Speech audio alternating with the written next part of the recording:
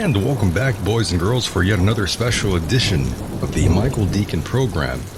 And now, I am joined by a very, very special guest, Mr. Clif. Hi, how are you, sir? I'm fine this morning. How about yourself? I can't complain. It's so damn early, but I'm wide awake now. So early? It's early for me, I mean, you know. Okay, I've been up and doing stuff since about 4, so we're well into the day here. That's about the time I go to sleep. Oh, okay. Well, then that makes sense. Yeah, it's early for me, but I know not for the rest of America, most of the normal people out there for sure. All the normies, yeah. Oh, yeah. So, Clif, thank you so much for being here. I really do appreciate your time, and it's nice to finally get a chance to talk to you, sir. Sure, yeah. I haven't been familiar with your work, but I'll investigate it for sure. There's a lot of random stuff in there. Well, I bet. Oh, it's good. It's fun. And yeah, Clif, that's when you know universe is talking. That's right. And Clif, you are an interesting fellow, and I know most out there who listen to this already know who you are, but of course I wanted to go through your background for a few minutes to let the newer listeners out there get a better understanding of who you are, sir. Sure. Yeah, take us back to your roots. Going way back into your adolescence. Well, I'm a military brat. There we go. So that, my father was a U.S. Army infantryman who was promoted in the field in the Korean War, and that established a great deal of the patterns that then occupied the rest of my life. Because he was not educated into the officer class, to a certain extent, he was playing catch-up. And they also had him doing things for the Army that a lot of other people, perhaps, I don't know if they wouldn't or whatever, but so it was an interesting upbringing. And it led to, starting off the first 5 years in Alaska, basically wild child, going on caribou hunts in the state of Alaska before it became a state. I lived up there where it was still territory. I was there in 58 to 59 when it became a state, and we had the great earthquake. I went out on one of the last of the large intertribal caribou harvests. I don't even know that they still continue them. This was a 5-day trek by sled dogs, and I was 5 years old. So, Crazy.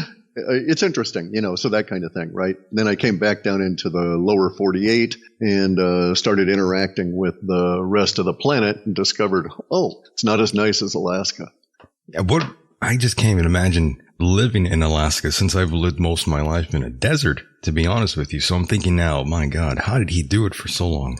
No, I was only there for 5 years. I was only there for basically a little tiny bit of, childhood, and then it was all around the planet. I've been in most of the states of the United States. There's a few I've missed traveling through and that kind of thing. I've lived in perhaps 18 or so. For some extended period of time, from 3 weeks to, say, 3 years, depending on the duty station my father had. I've lived in Europe. I went to North Africa. We've been to England, Hawaii, and points in the Pacific, that kind of thing. So it does not necessarily, well, it gives you a good view of reality and of the whole planet and different kinds of people, but it's not necessarily the best, most stable way to raise kids. Understood. And what was your father like? Was he strict with you? On those things that mattered. Sure. But no, he wasn't like domineering or anything like that. He was basically, like all of us, thrashing around, trying to figure out and make his way in the world. And he had, as I said, catch up. He was drafted. He was out of California as well, and nice. They were living in Manteca, and he got drafted for the Korean War. And because of the nature of our DNA, he was good at it. Okay, I mean, we're good at challenging tasks, and so he was able to. When all the officers were killed, he was able to lead some of the Screaming Eagles and 101st Airborne, as well as some trapped Marines, out of an area, and he received a battlefield commission. And then it was like basically, got to get my shit together, Right. Right. And so we went to the War College, so I was gifted academically. So, and he was, he'd had a limited, Southern education in Missouri. And so was not, preloaded with that kind of stuff. So I helped him out with a lot of his homework. So I basically went through the War College when I was in my early teens with him. And so, read about all of the dynamics of the fat man and little boy nukes and how you make nuclear bombs and, evacuation areas, shock zones, and all of these kind of things, as well as going into regime change and all the various mechanisms of how that's accomplished and and such. So that again made for a very interesting sort of a childhood. It seems like it. So your dad was kind of like a badass, and you were moving around a lot. And what about mom? Where was she at? She was a nurse for 50 plus years. So wherever we were at, she was in the medical profession. Very nice. Very nice. And in terms of, let's say, religion, were they religious at all? I wouldn't say so. No. They tried to, my mother, so it is the nature of our social order, and especially of hierarchical organizations like the military, and especially within the military, the hierarchical organization that is formed by the dependent group, that is to say military dependents that live on base and so on. It is essentially a very closed environment, especially when you are in foreign lands and you're an occupying force and you're living within little enclaves. And so there are certain cultural norms that everybody tries to practice, right? And so upon arriving in Europe, where we were in that environment, where we didn't have the option of me being basically a wild child let out to do whatever the hell I want, my mother thought to impose those social norms on us, and she took me to Sunday school once. Yeah, the bastard was unable to answer any of my questions, and I argued him to the point where he physically tried to choke me. Oh my God! And throw me out of the Sunday school. And this was I don't know what they call him. He was a Protestant minister working in the army, right? So he might have been a pastor. I don't know what his official title was, but he was the guy in charge of Sunday school. And I was a kid. I was I think I was just turned 11, maybe not quite. And I thought, well, he started spouting this stuff up, and I started I'd never been exposed to this stuff. Sure. And so I stuck my hand up and asked a bunch of questions. And when he couldn't answer the questions, I responded with the pejoratives that my father had taught me for dunderheads and fools. Nice. So you pushed his buttons. Quite vigorously. Yes. Yeah. And then he tried to strangle you. Right. And then there was a confrontation with my father. And we never went back or dealt with any of the religion in any way, in any shape or form within any of the military institutions. Well, I mean, maybe that's a blessing in disguise. Maybe. I couldn't have stood it. I mean, yes. Religion is for those people that need it. But see, here's the thing, right? You should read or should go and look at this video by Robert Sapolsky, who worked in Stanford. And he has a video out called The Biological Underpinnings of Religiosity. And he goes into that. And it is religion is an interesting phenomena in the social order. If you were to go through in the United States, for instance, and count up all of the seats in all of the churches and apply that to the population, you see that at any given point, if those seats were to be occupied 24 hours a day by individuals, we could maybe fit 2% of the population into church in any given year, right? They're just churches, although they're large, are essentially occupying less than 2% of the population. There's another 8% of the population that will go along with this and say that they have a particular religious bent and to some extent involve themselves in it without being overly active, right? They're the casual religious people that the churches cultivate in trying to make more firm committing members to pay money. And so I find that there's this 1.5% to 2% versus 8% ratio throughout our entire social order. So this is not an unusual kind of thing.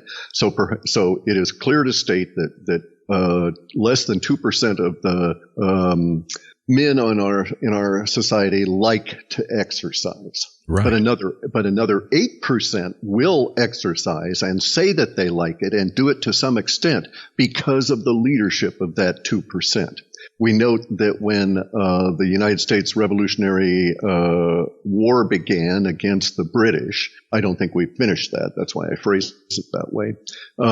Anyway, when the Revolutionary War began, less than 2% of the population was involved, and then when it finally tipped over to 3%, we had a further gain of that 8% and then 10% within a very short period of time because of the follow-on effect. This is known in advertising. It's used in all of the social media and so on. And I tumbled to this stuff way early.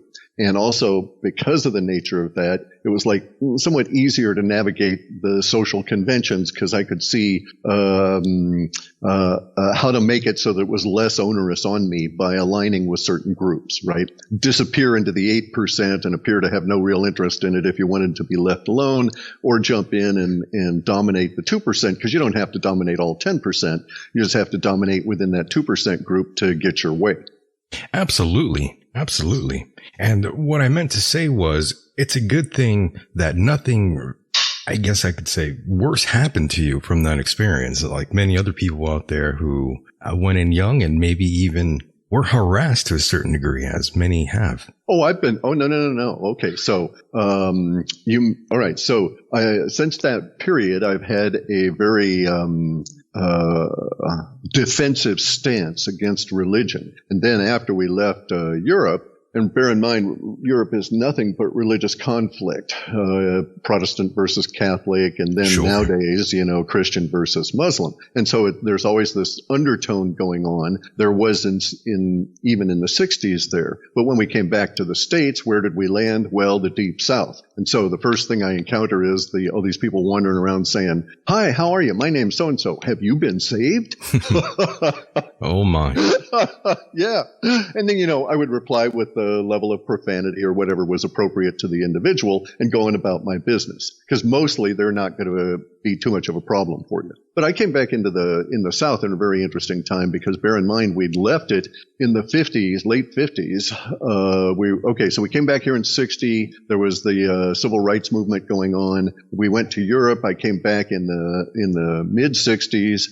A lot of thrashing around, and then about 67 or so. So in that period of time, certain social conventions had come into play. One of them was that it was decided that military brats would be used to integrate Southern schools.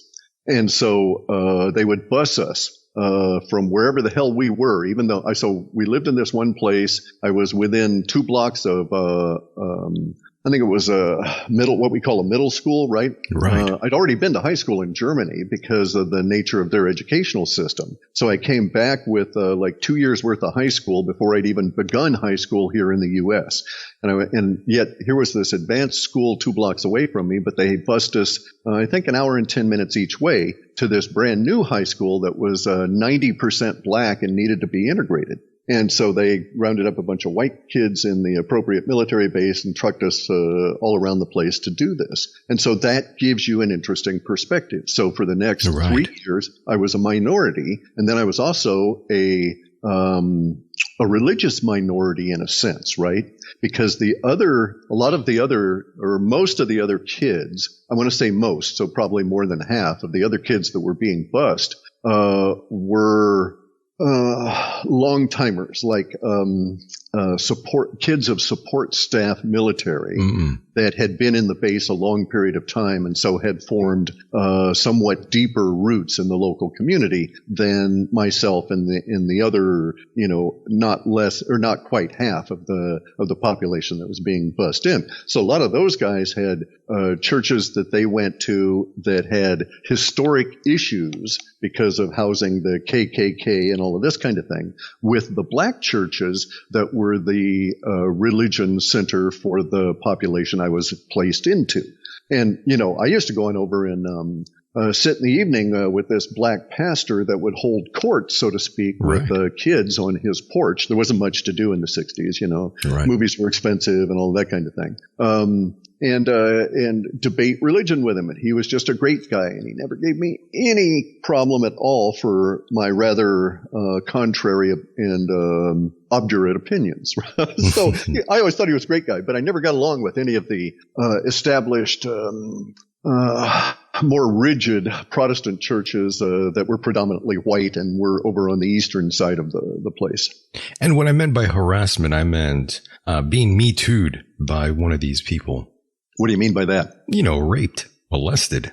Oh, no. I mean, Guy, I started taking judo since I was 11. Oh, okay. Okay, so let me give it to you, right? So there was no concurrent travel. It was too early in the occupation. By that, it meant that the father had to go and establish residence in the occupying territory's village that we were to be stationed in. And then some months later, the family came on over. And so we came over by boat, and he went over by plane about 4 months ahead of us. And so we get there, and then we have to take a train from Bremerhaven down to the southern part of Germany where the base is. And we arrive on base, and it was only like maybe a day fiddling around through customs and all of that. And you get there, and you're just really, really tired. And they put you in TDY, temporary duty quarters. But my father had gotten us a place. Okay. Well, anyway, so we went to these, what were amounted to, rehabbed barracks cut up into apartments where we were only supposed to be there for maybe 1 or 2 weeks.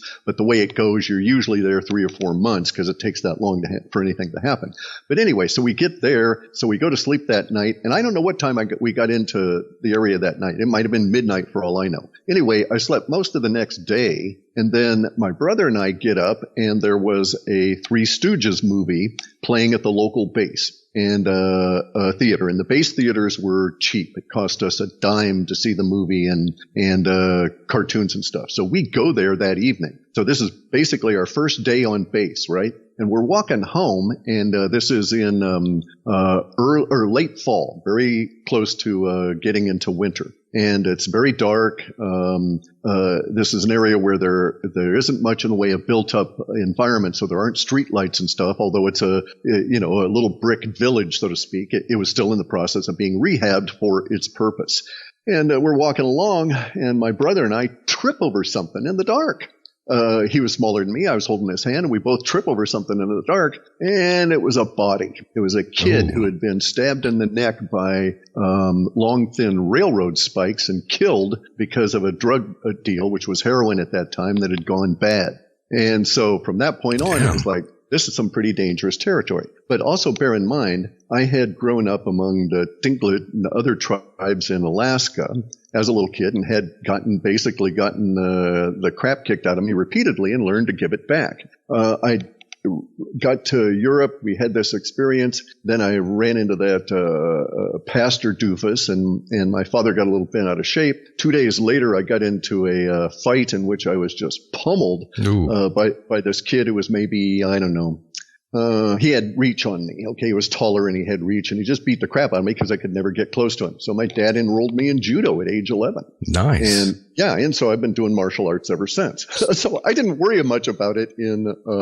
coming back to the South, right? Because these guys in the U.S. were pig ignorant of the martial arts. Oh, of course. Very ignorant at that time. So you come back to America as a judoka, basically. Correct. And now you're basically owning everyone that you can get your hands on. No. Because, see, here's the thing. Well, I mean, not you attacking people, but now you can defend yourself. Okay, so it's a personality type issue. Okay, sure. I am not an alpha male. Well, okay? Of course. I am not a beta male. I am a sigma male. A beta male. I like that. Okay, so no, they call them betas. Right? Yes. I mean, 98, all of the soy boys and that kind of thing, right? Yes. Right. No, I'm a sigma male, which means that I have all the attributes of an alpha male, but I just don't give a crap about joining and enforcing the social order. I like that too. So I never put myself out there to try and dominate anybody, but if anybody gave me any crap, I would instantly end it right there as harshly and as brutally as I could, given my size. And so, and the thing is, with the bullies, the way that I would do it, and especially then, then is usually a hip or a shoulder throw, right? Because when you're suddenly smashed into the ground and all of the air is taken out of you, no matter how big you are, and it's especially humbling if you're really big. Right. And someone then jumps with their knee right on your throat and looks you in the eye and bangs your head around and throws a huge fit. You usually don't mess with them after that. And it only took, one of that, no matter where I went, for that kind of stuff to not come my way anymore. Yeah, judo is very dangerous for those that don't know. I took judo for maybe 2-3 years, and even during practice, we would have these big crash sort of mats that you would place over the regular mats when we were doing these new throws. And I remember we were practicing, I'm forgetting the name of the throw in judo, but it's basically just another throw. It's sort of like, I'm trying to describe it to the listeners out there. Basically, it's like a throw from the hip, I guess we could say. And I threw someone and their head hit, it missed the mat basically, and it landed on the regular mat. And yeah, you heard a pretty loud thud. And yeah, he had to go to the hospital. Had that happen to me a number of times. I did, when I got back to the States, I did Greco-Roman wrestling, which was dangerous because there was no judo instruction where I was at. I needed to keep fit. But I since became involved. I did a couple of years in karate and so on, but I spent the majority of my martial arts career with Aikido.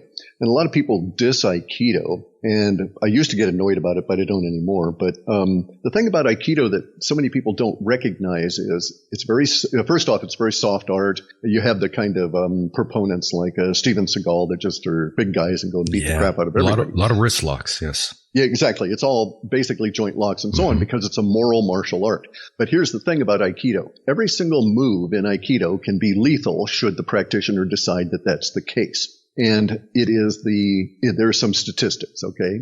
It is the most joined martial art on the planet. It's the most abandoned martial art on the planet. And it's the most recidivist martial art on the planet where you take it up again. And it is the most dangerous martial art to learn. And so, for instance, I have what is known as a very powerful shihonage, four-direction throw. You probably have a very strong grip, I think. Yes, indeed. I'm scared of you now. I used to do iron grip technique taught to me by my judo instructor, okay, who was a Japanese guy that had actually studied under one of Kano's main students. And the technique is to take a straight up and down soap container, like for dish soap, those little plastic things. And after it's empty, fill it full of sand, and it'll have a hard plastic top on it. And you put some tape around that hard plastic top, and then you drop this repeatedly from shoulder height and try and catch it with your fingertips. And so you not only have to have speed, but you have to have incredibly hard gripping fingers to suddenly grab something that weighs 3 to 4 pounds that's on its way to the ground, right? And you do this for a long time and you get a really good grip. But in any event, though, shihonage is this four-direction throw that would be akin to an across the shoulder saddle throw in judo. Okay. So, but you do it in a particular way where there's not that kind of effort that's required in judo. But the problem with it was that just learning that throw killed so many students in Japan that they had to alter it just to be able to teach it. And so now most people that know how to do it are taught a version of it that has had the lethality taken out of it other than by accident. But I saw a woman who had to defend herself, a video of a woman who had to defend herself. It was caught on a Russian dash cam for a Russian military police in Africa, of all places. I don't know. This would have been in the 70s or 80s. I think it was because they were there in Egypt and had driven south. The woman looked like she was Ethiopian. She was small, maybe 4'8" or something. There was this man hassling her. Both were barefoot, and she reached on up and did a shihonage with him, just did this across her shoulder, pulled him down and flipped him so hard that in the video, you are uncertain if he is dead. You just can't tell Good Lord. initially, right? Because he came smashed down on his top of his head, and his spine was impacted. But that's basically what would happen frequently with the Aikido-ka, is that they would do the throw, and then maybe a couple of hours later they would die because of that residual impact on the spinal column from landing inappropriately. So in order now to learn Shio-nage, you've got to go through up to a certain level of Okumi arts and know how to fall. Yeah, you got to learn how to fall. That's important. Yeah. Well, see, I was so small when I started taking judo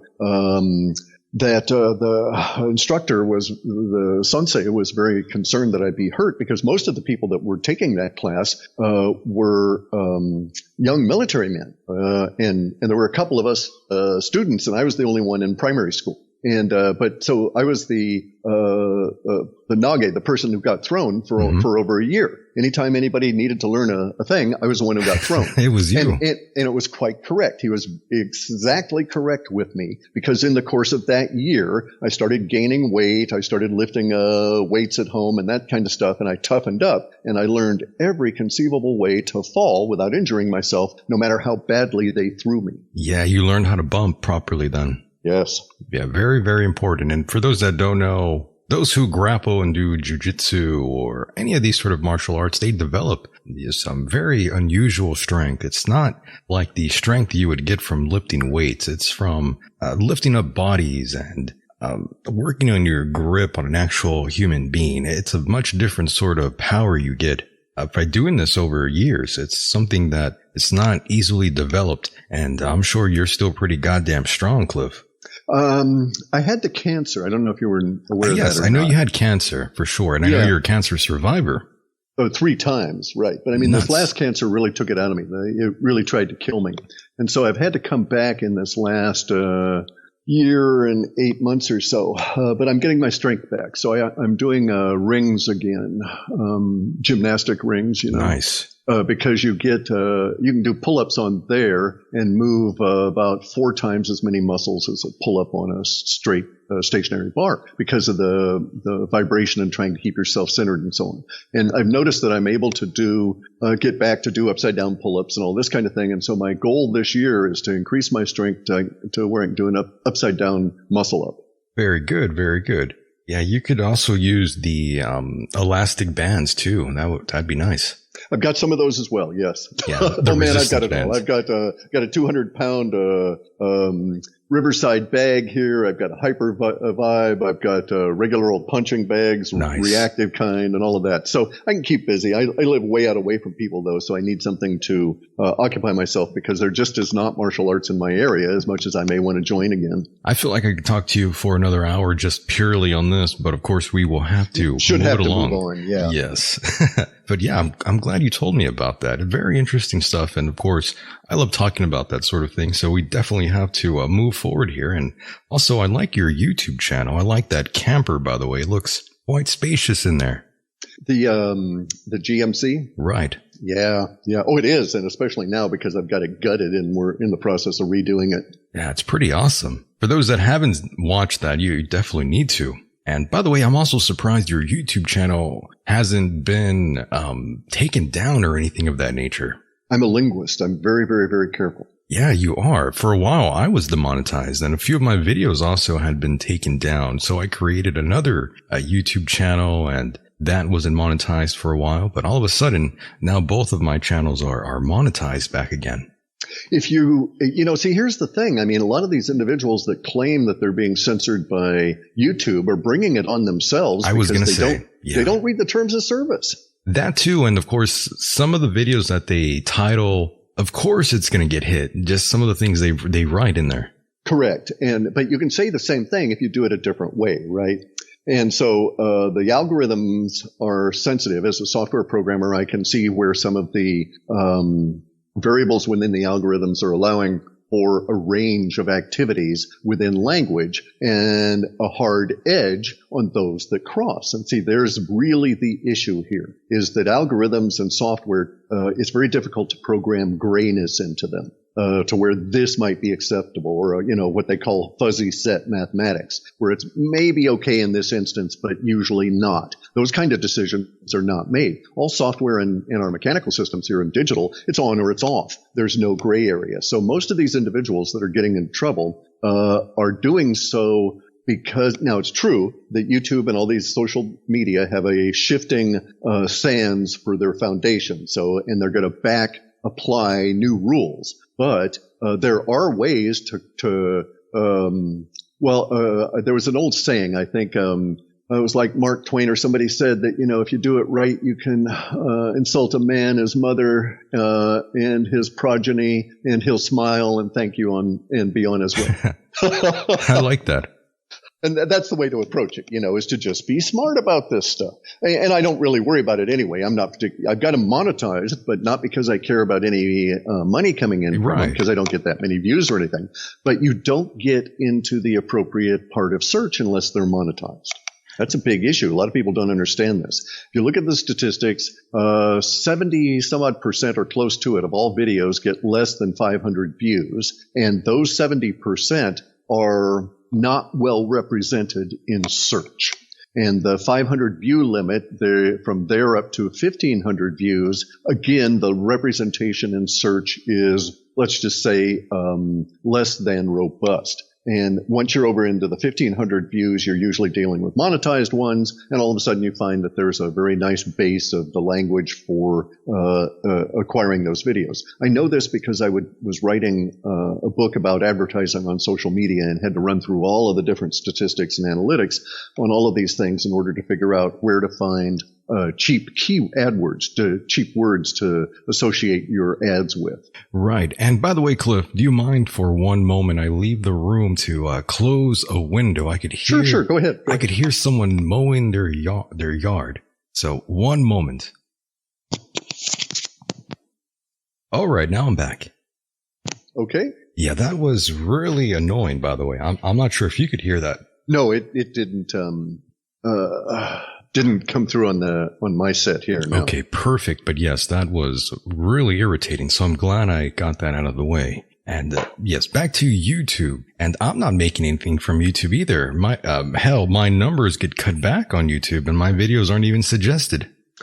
So YouTube's gone through some huge changes. Very big. So they had what they did when they started off was to ultimately come up with this partner program. It was a stupid way to go because they found themselves bound up with these rules that they didn't want to really have to work with once they got scale. Once they started getting up to 400 minutes of YouTube videos being uploaded for every minute of time in a day, they realized they had real problems trying to manage it that way. And that's when everything changed. A lot of individuals at that point in their own channels thought that they were being censored. This was the early waves and so on, as the recommendations dropped off. And the problem was that Google, which then had taken over YouTube, discovered that in just trying to manage the recommendations, because think about it. Okay, so what they're recommending is a match between the attributes you as a viewer have chosen for the videos you want to see, and those videos as the creator makes it with the ones that they would like to recommend. So in other words, if I went to a particular creator and to watch his fishing videos, and he also recommended a religious video that I never watched any religious videos, YouTube would not want to show me that recommendation. And it became a real problem with all of the computers grinding around all the time on code merely to support what had become an expected, but was initially an ancillary part of the service they were providing. And then they started getting off on suggested, and then we started getting into serious political and politically correct censorship that magnified all of these inbuilt problems with their business model. And since then, YouTube has been thrashing around trying to eliminate what they can't afford to support in order to be able to continue on and hope to reach profitability at some point. Yes, I wonder what will happen within this year or next in terms of what people can talk about and what will be completely censored. I know some videos I have with, let's say, James Fetzer, all those videos I've had with him, they always either get demonetized or maybe even removed sometimes. It's interesting, the whole persona non grata thing, and how you can be harassed there. I don't know. Our social order. Okay, so the desires of the masters of tech aside, they do not survive going counter to trends in our social order for very long. And we see this, that the limit on surviving these trends appears to be about, let's just say, a range of 11 to 18 months. Okay, so woke magazine or Vice magazine gets woke, and 18 months later it's broke. And this is a truism that the social order police corporations, those corporations that have decided they're going to police the social behavior via their platforms are dropping like flies because the society doesn't want to support them. And that's really what it comes down to. I don't put my money into those companies that are annoying me. Right. And other people don't either. And so we the tech people are now facing a very interesting kind of a situation. And you can even see that there are some people saying that big tech wants to engineer regulation just to freeze them the way they are and prevent having to react to evolving market forces. Okay, because evolving market forces are evolving into what I had called sci-fi world. Sci-fi world is very much more independently individualistic than the Piscean age that we're coming out of. And it is that Piscean age and the ability to aggregate people that allows big tech to have its power, and they don't want that to go away. And so to a certain extent, you can see that they might want to have federal regulation, freeze them in a sense, and also to a certain extent, support them in their current shape and form, just so that they wouldn't have to suddenly come up to a yellow vests moment within their media and see that, oh, we're on the MySpace path, right? MySpace is still around, and who gives a damn? Barely alive, yes. Yes, and so this is where tech can go very, very, very rapidly. And they're also in a position of being, they're the first movers, but they're only the first movers. Then they don't only have first mover advantage within the niche that they occupy.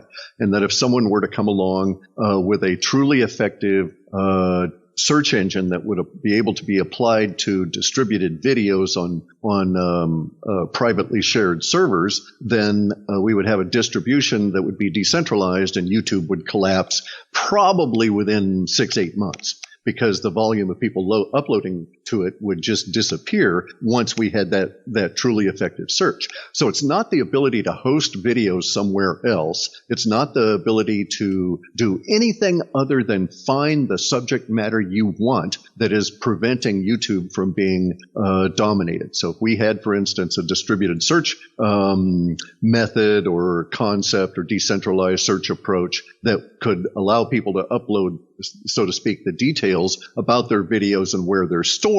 They could put the video on the cloud anywhere. They could leave it on an old phone that was simply turned on and connected to the internet. Any number of ways to deliver it to the internet, and YouTube would basically be gone. What gives YouTube and Google power is the depth of their search and the fact that up until this point, search has to be a centralized activity. Very true. And YouTube was in very early in the game. I think they started, in 2006, 2007? Conceptually, 2007, we had them rolling in, yeah. Yeah, so they were in the game pretty early, and I'm not sure if anybody will be able to top them, to be honest with you. I know BitChute, they're trying, but they have a long list of issues themselves, in my opinion.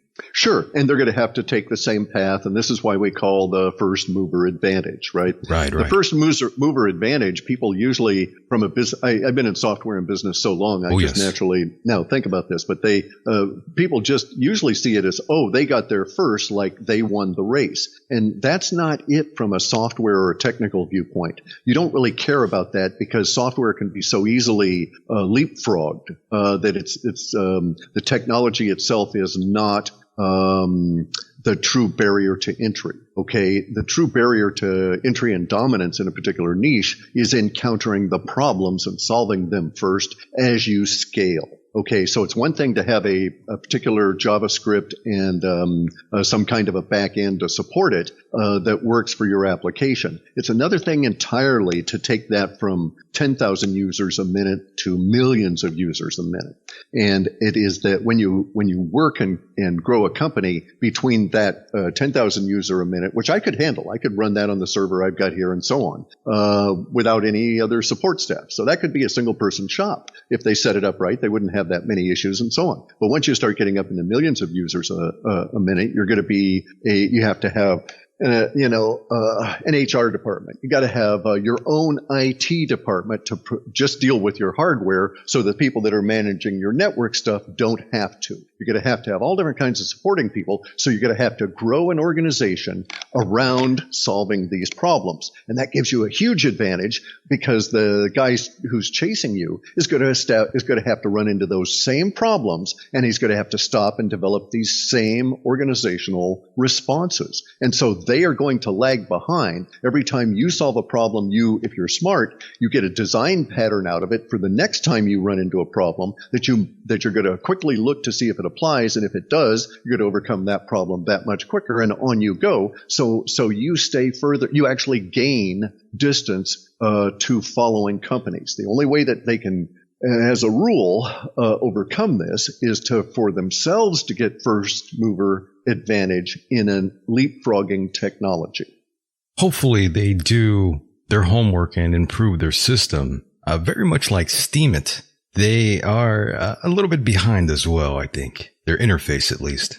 That's okay. So interface issues on the web are their own separate subcategory of development, because they're all being done in JavaScript. I can give Steemit a big hint. If they wanted to leapfrog everybody for user interface stuff, get out of dealing with JavaScript and Direct and go to ClojureScript, which is Lisp. And you're going to have to spend more money for a Lisp programmer, but they're going to be that much more productive because they use JavaScript functions are basically the procedure calls within ClojureScript, so you can script things hugely fast. So again, it's all a matter of the technology and where you're going to put your money. Now, Right. They may have other issues. They may have to deal with hardware and all of these kind of things. It's very complicated to run these tech companies, and even to work in them in some small niche and try and maintain your group's productivity to the overall goal of it. And in terms of cryptocurrency, is it too late to get in the game, Clif? Oh, no. Look, okay, so this is one of those things where there are currency resets periodically through our social order. The currency resets in the past have held sway between 70 years and 150 years. And even within paper currency, which in the past had died at a very rapid rate, the usual impact of a paper currency was about 50 years. So cryptocurrencies started essentially 2008 with the white paper, but we didn't really start mining in any seriousness until 2010. So just to make it easy, we'll figure from 2010. So we're 10 years into a 50-year run if cryptocurrencies were as fragile as paper currencies. If they were as long-lasting as the U.S. dollar, we're 10 years into a 150-year run. If they were as long-lasting as the various different forms of British sterling, then they might last 400 years. So that gives you some perspective. It's not like they're going to crap out in 4 years and and it's too late now. We're just in the very beginnings of learning how to use or how to interact with software as our interface to our money system. And by the way, do you know who Satoshi Nakamoto is? I'm aware of Satoshi Nakamoto. You never met him? Do you mean, do I know who the individual is that occupies that role? Absolutely. By name of a human? Yes, his government name. Are you going to tell me? I don't know. I was hoping you would. Since, John McAfee didn't tell me. Well, and here's the thing, Guy. If I knew, I certainly wouldn't say. Of course. You know. I was just trying to humor you. It would piss him off, for one. Oh, yes. Yeah, and he's got enough Bitcoin to come and crush anybody on the planet. Indeed. And since now that we're warmed up here, I think we could get into the woo-woo finally, which Sure. is always fun. And I'm very glad you're here because there are a number of individuals out there in the UFO community, many of these individuals who have been talking about Antarctica for a while now, going back to 2017, I believe. And two of the popular figures, and I know you know who they are.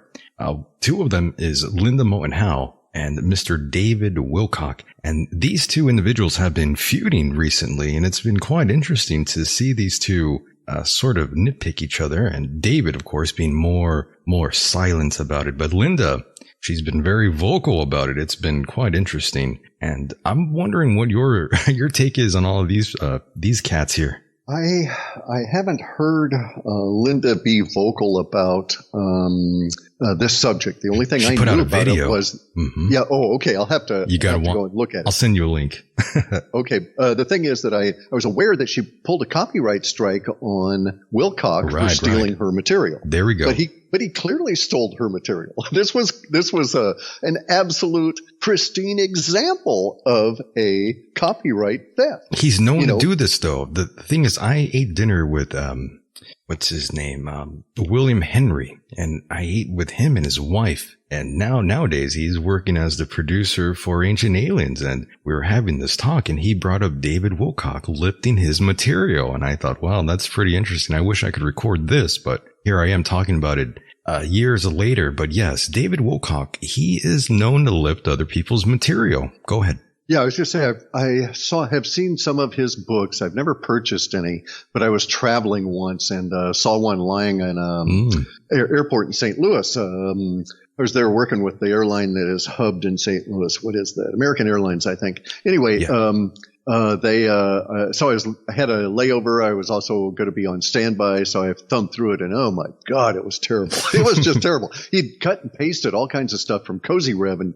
this Russian astrophysicist, and taken it out of context, and it had the most atrocious conclusions that were clearly not supported. But the issue, getting back to Linda Moulton Howe. Right. So Linda Moulton Howe has these two fellows that are claiming to be Marines, I think, that are also claiming to have served our country in Antarctica, dealing with ancient relics of some unknown origin and supporting our scientific crews that are examining them. And these two individuals gave us positions and details about their missions there, such as they were able to do so. But as far as I'm concerned, no point even listening to them, because there's two simple documents they could provide, and they don't even have to provide the document itself. All they have to do is provide the actual number. Their 201 file, record number for the military and their separation of service, right? Just give us the authentic numbers for those to validate that they had served. So I don't know that either of these individuals had ever served in the Marines, and the stories that they're telling are linguistically suspect, okay, because of the language that's being used and so on. And I'll give you an example that makes it real easy to explore these kind of stories. You get this guy that was on, said he was part of the Philadelphia experiment, and that I think his name's Al Bebeck or something like that.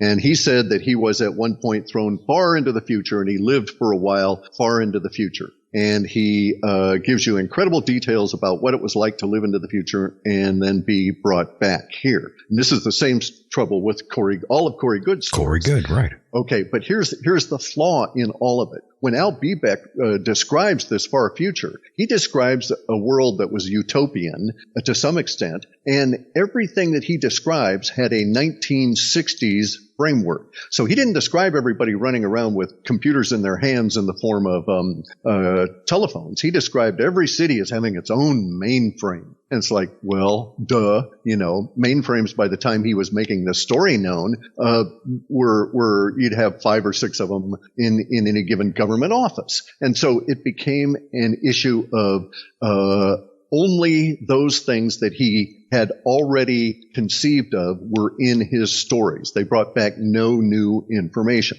Same thing is true of Corey Good. He talks about the smart glass pads Well, the smart glass pads are a ubiquitous part of the movie or the TV series The Expanse. And they were a ubiquitous part of a science fiction book series that existed since I think 2010.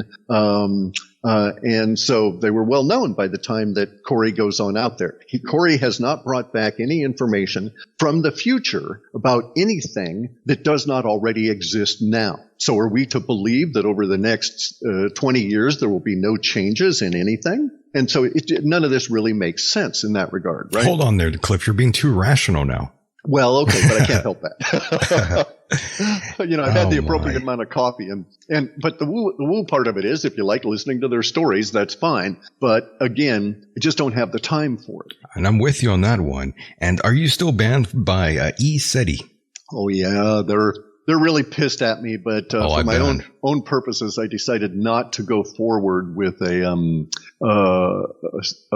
state-supported action of enforcement for basically human rights abuse, because they were denying me entrance because of my creed and or religious beliefs. So that's against the many different civil rights laws in the U.S., even if you're running a private gathering. So the Ku Klux Klan, if they were to run a private gathering, but made it known that on an open forum that you could ask for an invitation, and then they refuse someone to come on in because they're not, as tall as the KKK wants you to be, right. You've got the right to go after them because they made a public announcement that you could solicit an invitation. And so there's a lot of wiggle room. There's county individuals here and state individuals that are irritated with ESETI, to say the least. But I decided not to get involved with that because I've got better things to do. Don't waste your time. Cancer. I don't need the aggravation, right? Yeah, you don't need to go through that anymore. It's right. And here's the thing too. Mm-hmm. This is a personal combat state where I live. All right, Washington State. Mm-hmm. And we have a law that, if you've got a beef with someone and they're willing and you're willing, you can duke it out on the street. There are certain rules, and it's not like, open assault with weapons or any of that kind of thing. And it's not even a holdover from the dueling laws.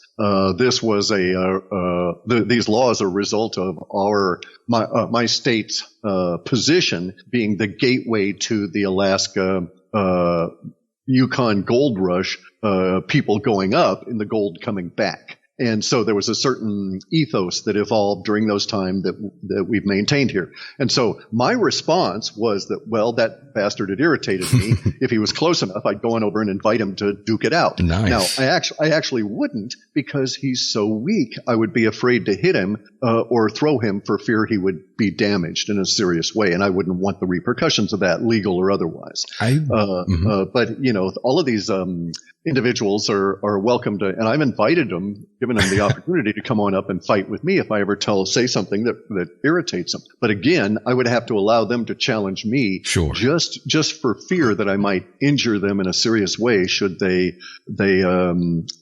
attack me, because I've been so well trained. Yeah, I wish California was a mutual combat state as well. That'd be fun. Settles a lot of things, guy. It really does, actually. You get knocked down by somebody, you just let it go after that. You sort of do. It's funny the way that works, right? Indeed, yes. And by the way, going back to David Wilcock for a moment, you would think those out there who are rational would basically tune him out as soon as he was making claims of being the reincarnated version of Edgar Cayce. Yeah, but see, there's so much we don't understand. Okay, and that's true, right? You can have the cultural paradigm, the social orders say reincarnation doesn't exist, but I know it does. All right, I know factually that for my own life, the reincarnation does indeed exist. Sure, but Edgar Cayce, though, I mean, that's a bit of a stretch. No. Here's the thing. Okay, I don't believe he's the reincarnation of Edgar Cayce. It's hard to believe. Yes. And I think it's impossible for us to know, because of the nature of our reality. It is designed that we cannot possibly know nor experience who we were in previous lives.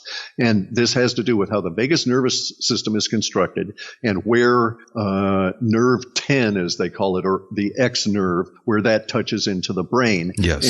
And it's issues with time control in our brain. Because if you think about it this way, okay, anybody who's over 30 will have had some memory in their past that is strong enough that it will call to them through the occupation of their day. So you can be consciously doing work. You could be consciously driving. You might be making breakfast. You might be washing the dog or mowing the lawn or something. And you'll slip into what used to be called a moment of reverie. Okay. That moment of reverie is many times it's a particular theta alpha state within your brain. And when that occurs, you will have a memory come back that you can examine or play with, or, it has a tactile sense to it that many times, most frequently, can block out your sensory input for a very brief period of time. You'll just become unaware that you weren't looking at the screen and, in fact, were visualizing something that had happened in the past,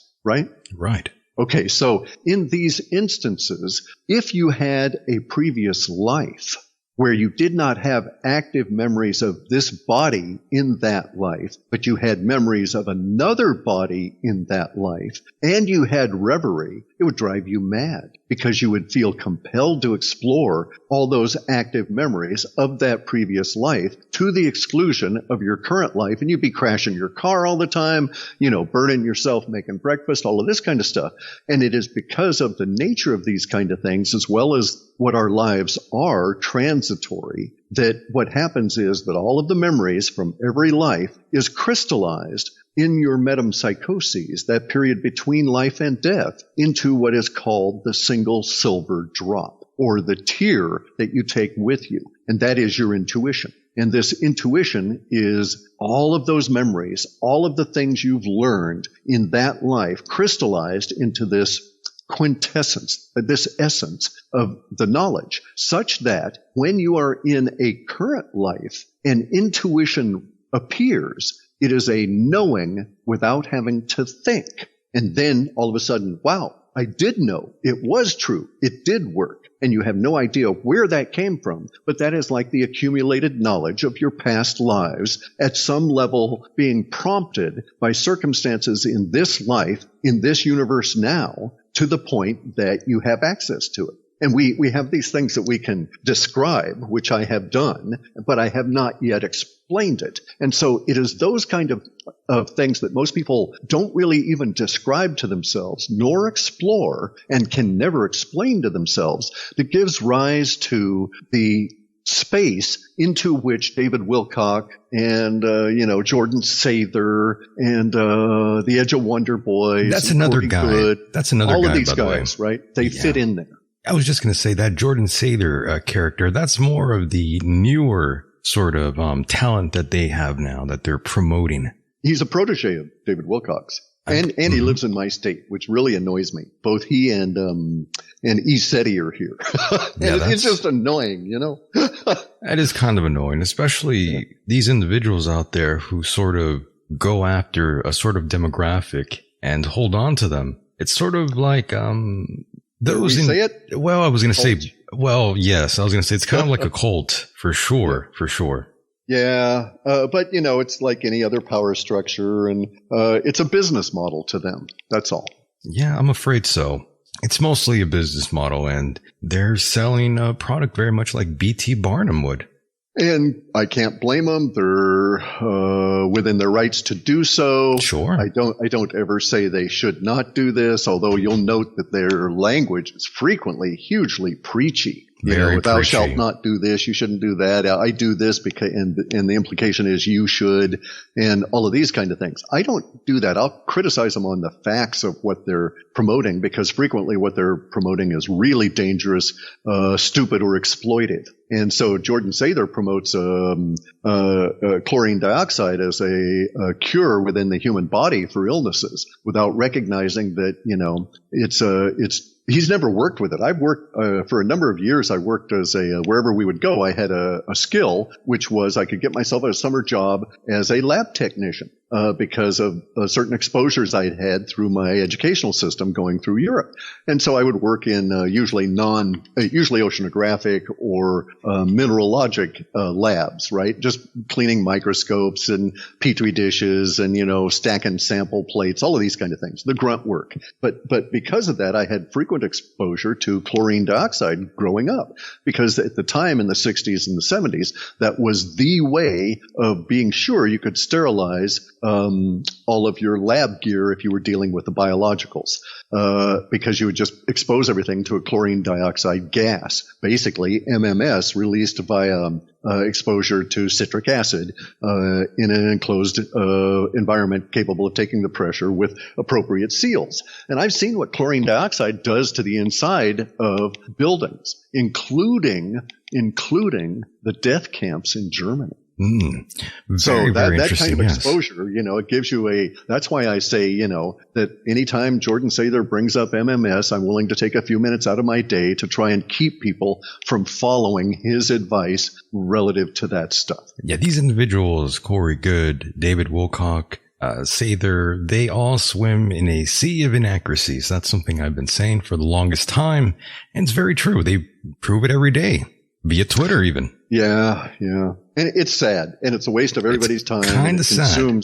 It consumes too much energy on all of our parts. I'm actually at the point where I've got too much other business occupation stuff anymore to worry about fighting with them. And I think that the cult aspect around Corey Good and David seems to have started its shattering and falling away, probably as a result of their loss of Gaia support more than being harassed by anybody on the outside. It'll fizzle out, and here we are in 2020, Cliff. It's quite the unusual and exciting time to be alive. Even though things aren't always so good in our own personal lives, the world moves forward and the show must go on, as they say. And Cliff, we are going to wrap up the program now, and it's been fun. I could talk to you for another hour, but of course I don't want to take up too much of your time. So Cliff, I do want to leave you with the final word. Anything you'd like to say or plug, please feel free to do so now. The floor is yours. Learn to code. Learn to code. It helps. Learn to code. Yeah. No, I don't have anything I want to sell or anything like that, but I would want you to consider that we might not be in the year 2020. My goodness. Yeah. Serious. It feels weird even saying that. It might actually be 966. That's probably even more accurate. But yeah, saying 2020 is kind of weird. Well, I like that appellation for this year because even if statistically or arithmetically it's not the year 2020, it is the year 2020 because so many of the major arcana of planets are in 20 degrees of the various houses. And so that was very unusual. So I think we can keep 2020 in spite of the fact that 2 Jesuits and 2 Catholic priests inserted 1,053 years into our history. Oh, how depressing. It's another subject entirely. But it really is. No, guy, it's not depressing. It's all cool stuff because we're learning. Oh, well, that's true. Well, once again, Cliff. Big key forward, remember. Aikido. Yes, Aikido, right. Cliff, it's been an honor and a privilege to finally get a chance to talk to you. We will definitely have to do this again. Yeah, sure, guy. It's been very pleasant. Thank you very much for inviting me. For sure, my friend. Take care. Okay. All right, mahalo. Bye. Bye-bye. And there he goes, boys and girls, the one and only Clif High. What an amazing character Mr. Clif High is. Great guy. Great YouTube channel if you haven't checked him out. Just look up Clif High, not C-L-I-F-F, just C-L-I-F. Clif High. Look him up. And I do want to thank all of you out there, the Patreon members. Love you guys very much. Thank you for supporting the program and helping me shine just a little bit more. I hope you stick around and continue supporting the Patreon. Much more coming at you. I'm Michael Decon, and with that said, the world is a mysterious place, and life itself is a mystery. Until next time, good night. Take care.